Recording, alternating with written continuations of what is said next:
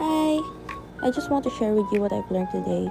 In this tutorial, we're diving into common frustrations many users run into when working with data merge in Adobe InDesign, specifically the error that occurs when trying to load a CSV file.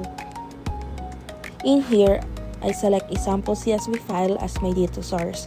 However, instead of loading the data, InDesign displays a warning message that says the data source you selected either has no record or is in an unsupported format.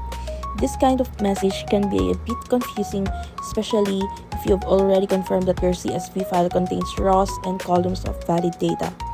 So the first thing I do is open the CSV file using Microsoft Excel. Often the problem comes down to the way the file is saved.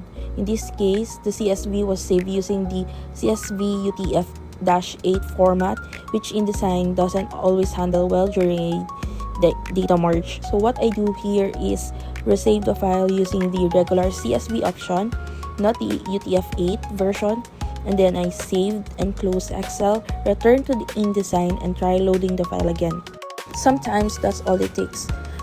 But in some cases, even after saving as a plain CSV, the issue persists. If that happens, the next thing to check is the content inside your CSV file. Certain characters can interfere with how InDesign reads the file. These include things like backslashes, colons, parentheses, and even certain invisible or non-printing characters that might have been copied from another document or exported from another program. I go through a file and clean up these characters manually, especially in headers or field names, and then resave it as a CSV. Back in InDesign, I tried loading it again, and this time the data finally recognized and appears in the data merge panel. Once the data is successfully loaded, I begin placing the merge fields into the template I've designed. I arrange the fields to match the design, placing names, titles, or other details in the appropriate layout positions. In the resulting page, you might see some leftover codes or tags, especially if your source data had some HTML or formatting codes embedded.